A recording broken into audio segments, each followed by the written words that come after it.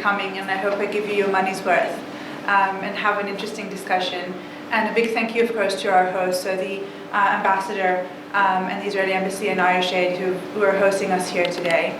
My first time in Ireland, it's extremely short, it's only 24 hours, so I hope next time will be longer. But it's been lovely up till now, so thank you very much. So as I said, my name is Yarden. I'm Director of Development and External Relations at the Paris Center for Peace in Israel. And I'm here to talk to you a little bit about the organization and the work that we do. What I'll try to do is talk as little as possible, because that gets a little bit boring. Show you 2 short promotional videos of the work that we do, because that adds color and faces to the activities. And then hopefully give you guys as much time to ask the questions that are of interest to you, because I'm here for you. So if you have questions or comments, I'll be happy to hear them and answer. So when I start getting boring, you can say stop, and you've got questions and raise your hands, and it'll be fine. So a little bit about the Paris Center for Peace. We were established in 1996 by Shimon Peres, who today is the President of the State of Israel. And we're a very unique organization because we were established by the man, we carry his name, we work through his vision, but we are an independent, non-for-profit, non-governmental organization. So it's quite a unique situation. He established us in 1996 because he believed then, and still believes today, that the civil societies, that the simple people of the region need to take an active role in peace building, in parallel to, hopefully, an existing political process. But he believes, and so do we, that we have the responsibility to bring on change, or bring on the change that we think that needs to come around. So we were established, as I said, as a non-for-profit, non-governmental organization focused on bringing together in grassroots programs Israelis and Palestinians and Jews and Arabs within Israel. And that's what we do. We have a very large range of Palestinian and Israeli partners who develop the programs with us and implement them. And we run our programs within the framework of 4 different departments. So each department finds a topic, a tool that makes sense to put on the table and that people can come around, and then we begin working from there. We have a department that's focused on business and economics and agriculture and water and environment, bringing professionals together in these different fields, having them cooperate. We have a department focused on the next generation, the leaders, agents of change, young professionals, high schoolers, and so on. We have a department focused on sports as a peace educational tool, and department focused on medicine and healthcare. So what I'll do is I'll show you a very quick video about our medicine and healthcare department, or specifically the Saving Children project, talk to you a little bit about that, and do the same about sports, and then we can continue on to a few questions and answers.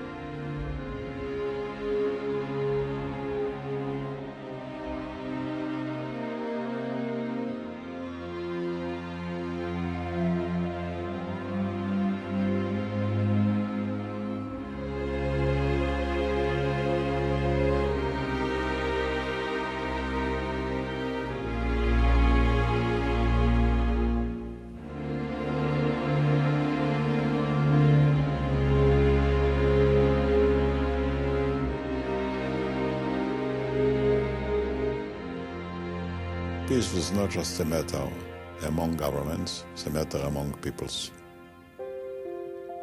And if we are talking among peoples, start when the child is 2 years or 3 years or 4 years old. You save not only his life, you save his future. Otherwise, maybe he was in risk not to enjoy it.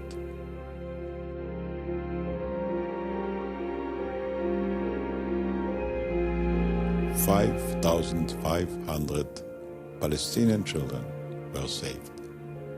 And many of them would lose their lives if they wouldn't be treated properly. The families know that this is a contribution from heart to heart, to all the needy, to all the helpless, to all the young. שמי דוקטור מילגלטר, אני עשיתי את הניתוח, והיה עבר יפה מאוד. סגרנו את החזה, הילד יהיה בריא לגמרי. ילד נורמלי. One should judge it by the profound investment in building a common foundation for the future, and the future will be a future of peace.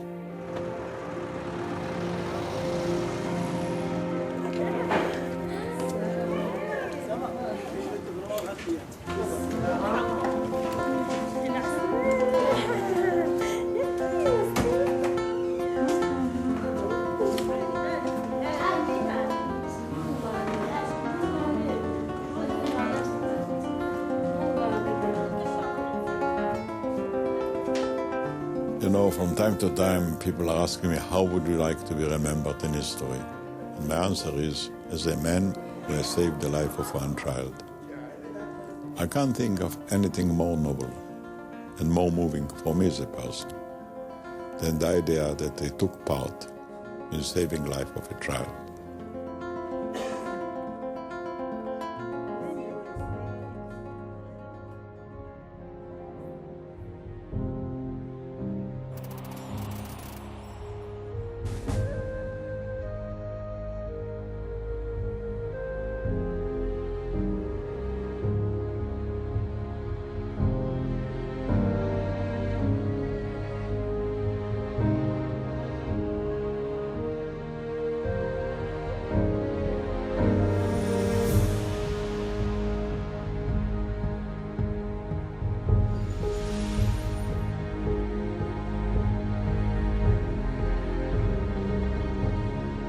Children who cochlear implant, they, as if you have born them again. You see, it's a new life for them. We concentrate on using speaking as a way to communicate. In order to help the children to be able to integrate them in the community. تفاحة شاطر. صح فيها نحط فوقها تنتين. عي ناو. عي دق دق دق دق دق دق. را كم وحدة نحط فوقها؟ It's a very good feelings and happiness when I heard my daughters talking to me and said, "Mother."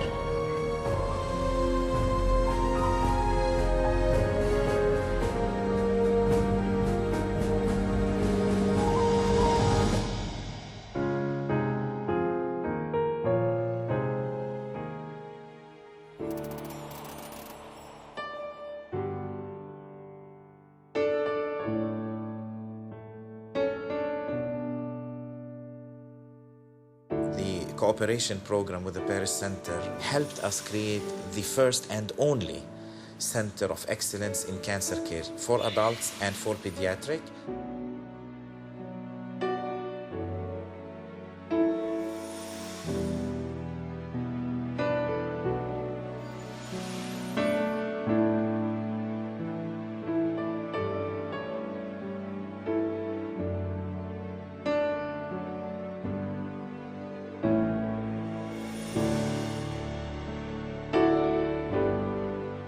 We are now serving close to 900 patients a month.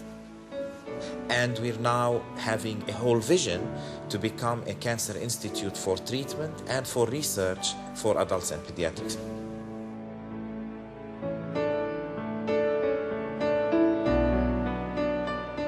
What we succeeded in this and why people should pay attention to the cooperation between the Paris Center for Peace and between our hospital is that it's a model for empowering the two sides in the conflict to be winners, both of them to be winners, both of them to achieve, and both of them to go to the world and say it is doable when it is equitable.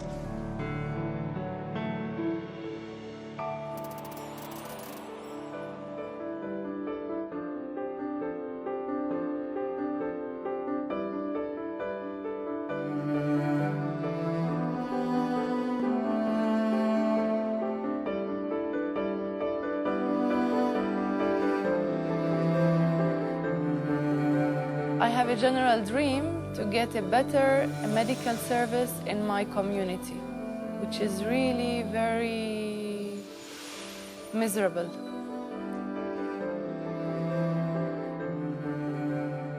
I remember when I was a child, there was a program on the TV. The name of the program was Night Rider. So that man was super for me, and I always dreamed to be like him.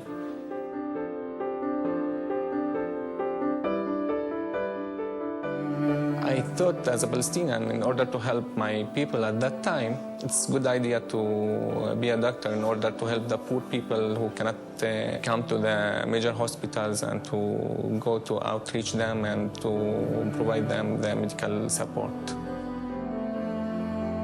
ביום רביעי אנחנו שמנו לו פלאק. With this training, I would like very much to come back there and to help in treating critical cases coming from all West Bank, because it will save the lives of so many children not able to be transferred to Israeli hospital or to Maqasid hospital in Jerusalem. Through the Middle East Fellowship, we will able to train a lot of pediatric subspecialties to work in our new pediatric hospitals. It saved the life of a lot of children. Without this, maybe they died. I think this project confirms what really I know for a long time, that on the personal level, we can get along very well. Israelis and Palestinians can get along.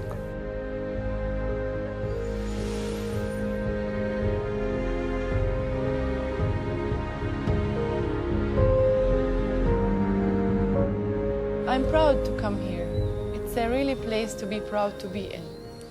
It's not something simple. I'm proud to learn from people here the humanitarian part, not only the medical part. Here I am really learning how, as a doctor, as an intensivist, to be a human being. I hope that there will come a day that we can live in peace as two people.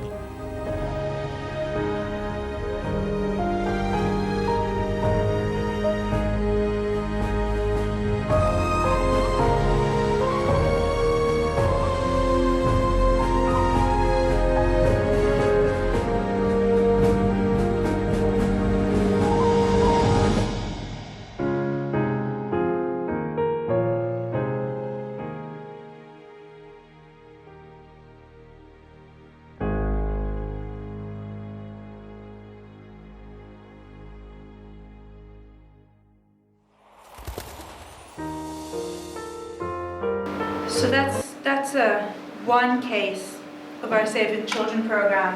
The President talks about 5,500 Palestinian children, and it's come up since the movie was made to about 10,000, so it's approximately 1,000 children every year. The issue is that obviously the Palestinian healthcare system is not up to scratch quite yet. They've only had about 15 to 20 years to establish it properly, and they're still working on it. And there are children who are in a lot of need to receive treatments, whether it's complex diagnoses or open heart surgeries, which are quite an issue in the West Bank and Gaza. And so in 2002, the Saving Children project was initiated, where we have a network of Palestinian pediatricians all across the West Bank and Gaza who receive referrals, who screen the referrals, make sure that these are the worst cases, these are referrals that cannot be dealt with within the Palestinian Authority, and or the families are not families of means that can take the children outside of the region, and so that the children have to be treated in Israel, and then for the referrals to us, and we do the matchmaking with the right hospital, right department, receive army permits, take care of back-to-back ambulances, as we've seen, all the issues of social work, and at the end of the day, pay the bill. And the bill is paid through donations that we receive. Important to say that the Israeli hospitals are also an important partner in this project, not only because they receive the cases, but because they give us between 20 and 30% discounts on the bills at the end of the day, which is quite an important partnership as far as we're concerned. This project obviously is a humanitarian aid project. We can finish it just there. Shimon Peres says that, and I believe him, that he can't think of anything more noble than saving the life of a child, and that could end there. But also there are very, very strong peace-building elements to such a project. The fact that a Palestinian family comes into Israel, goes through the process of seeing another kind of Israel than the one that they're used to think that they know or that they see, but also the other way around. Israelis in the hospital, from the doctors to the nurses to the social workers to the other families in the ward, are introduced to Palestinian family who in many cases are in the same situation as they are, and that introduces them to a different and other Palestinian that they think is out there. The other side of the coin is saying we will help taking care of these children as long as funding permits and as long as we need to, but it is in Israel's best interest, of course, as well as the Palestinians' best interest, to have a viable Palestinian medical system. So what we've been doing since 2003 is bring in Palestinian doctors into Israeli hospitals, into the leading university hospitals, to be trained. The situation in the West Bank and in Gaza is that the majority of the Palestinian doctors go to school in Eastern Europe. So they come back to the West Bank and to Gaza as general practitioners, basically, and they don't have anywhere to specialize. So we need to take care of the really complex problems. When we bring them into Israeli hospitals and they become an integral part of the team in the hospital, they specialize between a year and up to 5 years and go back to be part of the Palestinian public healthcare system, not the private one. This is one of the most sustainable projects I can think of, because the moment a doctor is trained, they can then help the Palestinian public endlessly until the end of their career. It's extremely sustainable. The professional relationships are also very sustainable because we know that these connections still happen, and that the doctors keep meeting and talking about the different issues that they have. But also this is a very, very strong peace-building project as well. For the doctors themselves, who are completely introduced into Israeli society, they come in on Sundays and leave on Thursdays or Fridays, and of course for the patients and the other medical personnel in the hospitals. Just to give a little taste of the example of the complexity of such a project, is one of the doctors that's recently been trained is an anesthesiologist from Jericho. So he leaves his home every Sunday and goes through the checkpoint in the area of Jerusalem, is checked, goes through the whole procedure of the checkpoint, and then goes to the Israeli hospital and puts Israelis to sleep and then wakes them back up again. And this is just an example of the complexity of operating or implementing such a project in such a complex environment. But it also shows that it's completely possible. These doctors become invaluable parts of the hospitals. The hospitals don't want to let them go, and they have to, because that's part of the deal. They get them for 5 years, but then they have to let them go back to the Palestinian public healthcare system. So these are two of our medicine and healthcare programs. As I said, 10,000 children in saving children, 170 doctors in training doctors, and a new cycle that's also being pushed off the ground as we speak. So another short movie about our sports program. The video does talk for itself and is quite self-explanatory, but I'll tell you a little bit more about it after we see it.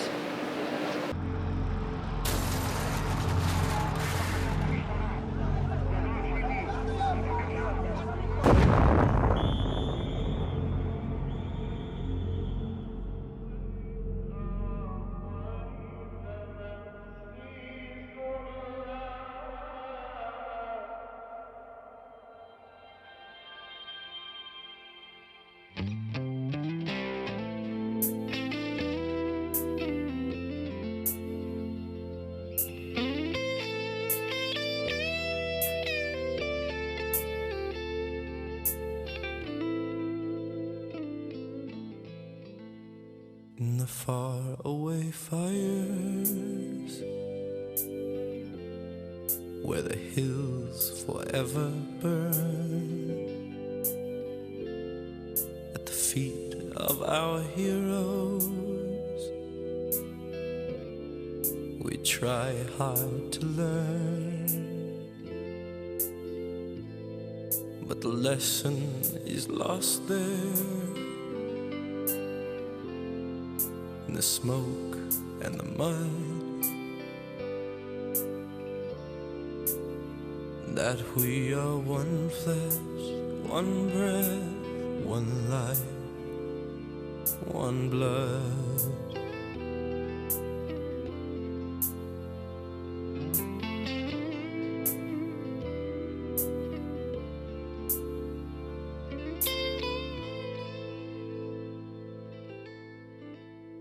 I stood by the river that ran red with shame. I stood in the killing fields where death had no name. I stood with my brothers and awaited flood, and we were one flesh, one breath, one life, one blood.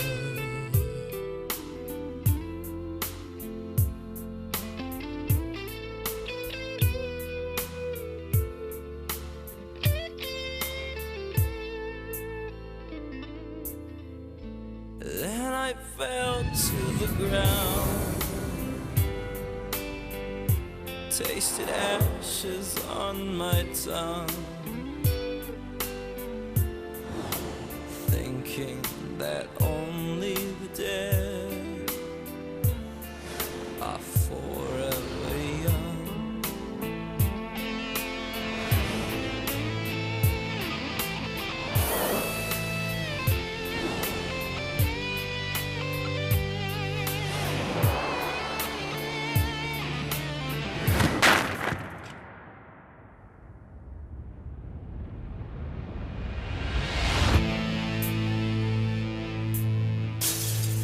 There was peace in the twilight, and for a moment or more, it was a world without danger, a world without war.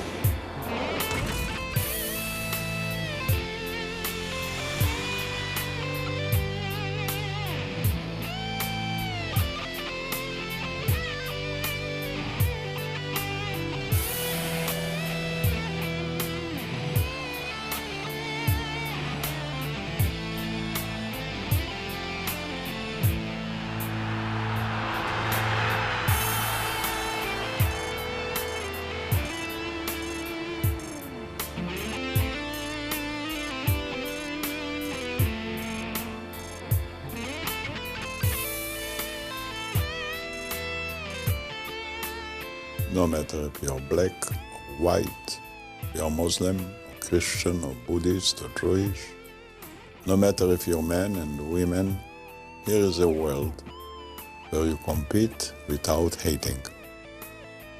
where you win without killing. Sport is a great educator for peace. If we shall learn in politics what we have learned in sport, then the politics will look better and the sport will be able to spread wider. So that's the Twin Peace Sports Schools program, which was launched in 2002. It's actually the longest running coexistence program utilizing sports in the region. And this is also one of the projects that always reminds us how complex the context in which we work is. We don't create an alternate reality where everything is just football and fun, because we have to understand that the reality is much more complex and complicated than just black or white or good or bad. And this project is a very strong reminder of that. The children that we work with are children that are growing up in the core of the conflict. The majority of the Israeli children grow up in the south of Israel. These are children who have been growing up bombarded by Qassam rockets. And the majority of the Palestinian children are from the small villages and refugee camps in the West Bank, which are also growing up in an extremely political and volatile situation. So this project is a very, very important one to continue and implement, where we give these children not only an after-school program, but also an outlet for them to be able to deal with the issues that are very, very important for them as they grow up. They have their own separate activities, whether it's soccer or basketball or table tennis or cricket, even the short version of cricket, twice a week, every week throughout the school year. And then once a month they come together for joint activities and they play together as one team, not one against the other. And sport has a lot of values that are really important as far as peace education goes. Values of sportsmanship and teamwork and striving to win together. And so these values are also very important when we bring these children together. Just a few sentences to wrap up, and then I'll give you the chance to ask anything that is of interest to you.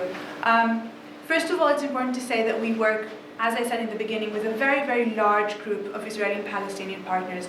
It's important to say, not to pat ourselves on the back and say that we've got a large group of partners, but because it shows that there is a very large group of Israelis and Palestinians who, despite the difficulties, despite the disagreements, despite the situation, believe that it's important for them to be involved in these kinds of programs. So at the end of the day, when the grown-ups finally sort it out for us, the civil societies can say, yes, we believe in it, we know it's possible, we've been there.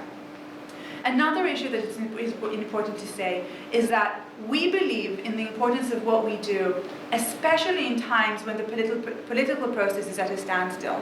Because the separation between Israelis and Palestinians and Jews and Arabs is so severe that if we don't have these connections, it won't be in anyone's interest to solve or to change the status quo. The moment these people come together, realize that there is a human being on the other side, even if they don't agree with his or her narrative, but respect that the narrative is there, respect that there is a human being on the other side, we believe will bring them into a place where they would want to change the status quo. Obviously, the end game must be achieved by the governments, so top down. But in order to have that happen sooner, but also have that happen in a healthier way, it has to happen bottom up as well, making sure that the civil societies are engaged and involved, even though it's extremely difficult, even though it's extremely complicated, because our partners prove time and again that Israelis and Palestinians and Jews and Arabs can come together in cooperation, in peaceful relations, despite the disagreements and the problems. So if that's possible, if we can continue to prove that, maybe at the end of the day, the peace process will come to fruition then sooner rather than later. So that's in short. I can continue talking about our programs for another 3 hours, but I think that would be extremely boring. So any comments or questions or issues you may have, and I'll be happy to answer and go into more detail.